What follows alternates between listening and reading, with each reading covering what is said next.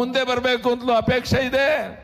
ಅದೇ ರೀತಿ ಪ್ರಧಾನಿ ನರೇಂದ್ರ ಮೋದಿಜಿಯವರ ನೇತೃತ್ವದಲ್ಲಿ ಈ ದೇಶದಲ್ಲಿ ಒಂದು ಕ್ರಾಂತಿಕಾರಿ ಬದಲಾವಣೆ ಆಗಬೇಕು ಅಂತ ಜನ ಬಯಸ್ತಾ ಇದ್ದಾರೆ.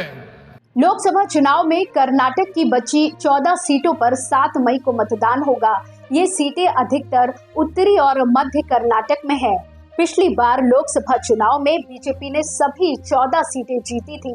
2014 में बीजेपी ने 10 सीटें जीती थी और कांग्रेस को 4 सीट मिली थी और इस बार कांग्रेस और बीजेपी के बीच सीधा टकराव है।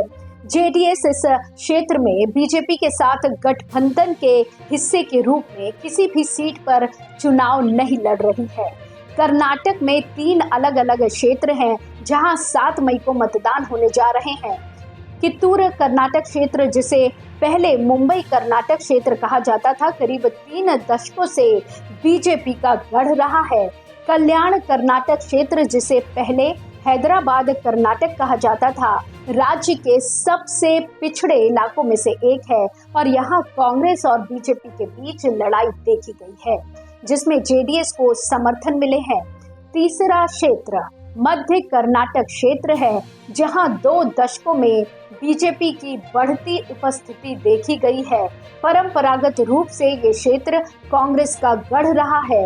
बीजेपी ने इन 14 सीटों पर अपने आधे मौजूदा सांसदों को बदल दिया है और बाकी आधे को उम्मीदवार बनाया है।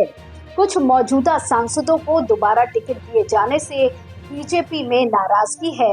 इसी तरह कम से कम 2 सीटों, जिसमें कोप्पल और उत्तर कन्नड़ पर मौजूदा सांसदों ने अपनी आपत्ति व्यक्त की है। कांग्रेस के मामले में 14 में से 5 उम्मीदवार राज्य सरकार के मंत्रियों के बेटे या बेटियां हैं। अन्य 3 वरिष्ठ कांग्रेस नेताओं के रिश्तेदार हैं और एक रिटायर आईएएस अधिकारी है। सरकार के किसी भी वरिष्ठ मंत्री ने खुद को उम्मीदवार के रूप में पेश नहीं किया। एक उम्मीदवार को छोड़कर कांग्रेस के किसी भी उम्मीदवार ने 2019 का चुनाव नहीं लड़ा। ये बीजेपी और कांग्रेस उम्मीदवारों की अलग अलग ताकतों का कारण है। अब आपको डेमोग्राफिक प्रभाव के बारे में जानकारी देते हैं। कर्नाटक में जिन सीटों पर चुनाव हो रहे हैं उनमें लिंगायत, अन्य पिछड़ी जातियां, दलित और आदिवासी मतदाताओं की अच्छी खासी मौजूदगी है। उत्तरी कर्नाटक में लिंगायतों की महत्वपूर्ण राजनीतिक उपस्थिति है। लोक नीति CSDS सर्वेक्षणों के आंकड़ों से पता चलता है कि 2014 के लोकसभा चुनावों के बाद से 2023 के विधानसभा चुनावों को छोड़कर बीजेपी ने 60% से अधिक लिंगायत वोट हासिल किए हैं। उस चुनाव में लिंगायत वोटों में बीजेपी की हिस्सेदारी घटकर 56% रह गई है। इससे पहले 2019 के लोकसभा चुनाव में उसे करीब 87% लिंगायत वोट मिले थे। दूसरी ओर कांग्रेस 2014 के बाद से सभी चुनावों में लिंगायत वोटों का लगभग 1/4 हिस्सा हासिल कर रही है। 2019 में लिंगायतों के बीच कांग्रेस का वोट शेयर घटकर सिर्फ 10% रह गया। ऐसे में वोट किस तरह से स्विंग करेगा, ये महत्वपूर्ण है।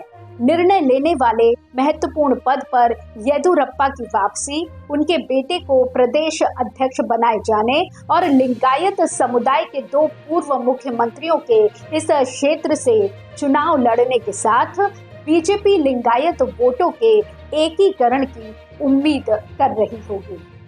इन 14 सीटों पर गैर प्रमुख ओबीसी वोटों की मजबूत उपस्थिति को देखते हुए कांग्रेस और बीजेपी दोनों इस वोट को जीतने के लिए हर संभव प्रयास कर रहे हैं। 2014 के बाद से बीजेपी ने इन मतदाताओं के बीच कांग्रेस से बेहतर प्रदर्शन किया है।